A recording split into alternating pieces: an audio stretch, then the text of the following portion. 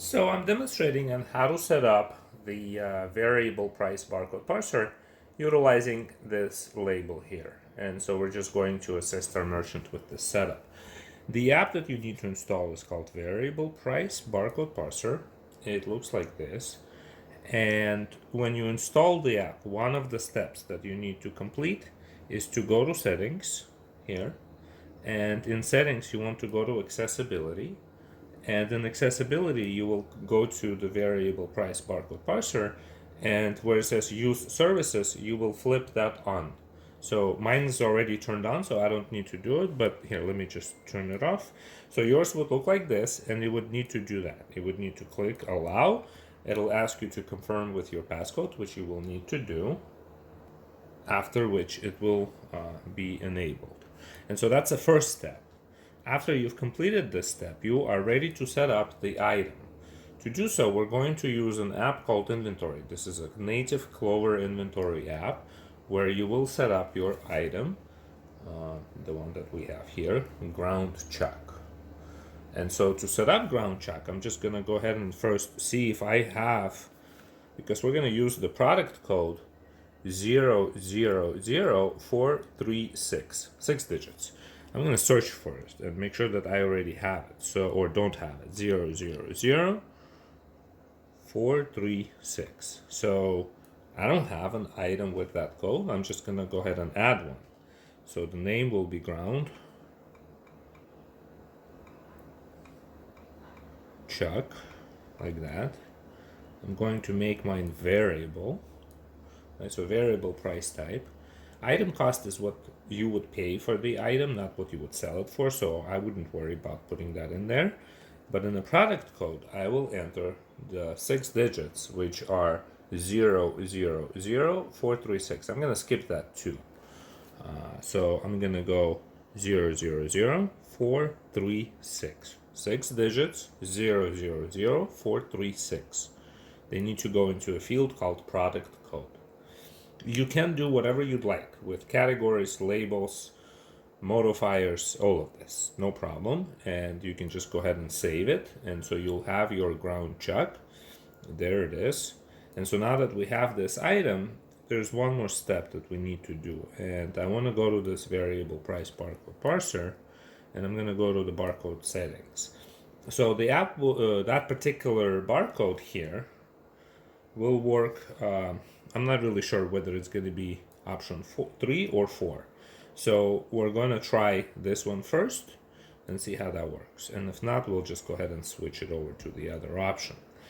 So in the register, I am now going to scan this barcode with a barcode scanner that I have bought from Clover. So this is the one that I've purchased from Clover directly, and that's why it's going to work. I scan this item like this. And so we're going to get our ground chuck at 259. And so let me try this again. So I'm just going to scan this item. And there it is. It's ground chuck. Let's say you're scanning your barcode and you're not getting that same result. Maybe the price is off or something. If the price is off, then go back to the variable price barcode parser. Sorry about that. And switch the setting like that. Okay, so it'll be either setting 3 or 4, and the reason why I know that it's going to be because we want to force the skipping of the first digit, which is the 2, which is that. See, the check digit ignored. So that's why we're putting it in either 3 or 4, because we want to ignore that number 2 in the front. And as far as the price is concerned, you can regulate it with option 3 or 4, but it will scan. Now, if you're scanning with your barcode scanner, let me demonstrate. So I, for example, have this barcode scanner also connected to this device. And this barcode scanner,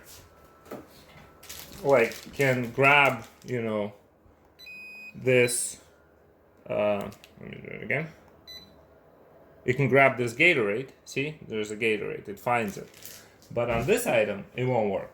And the reason why it's not going to work, here, let me show you. So when we scan this, the whole thing just falls apart. And the reason why that happens is because This device, as far as Clover thinks, is a keyboard. You see, configure physical keyboard. And the reason why it's giving you this message is because we have this, it doesn't install as a barcode scanner. Only the scanners that you buy from Clover will install as barcode scanners. Everything else will go in as a keyboard, and it won't work.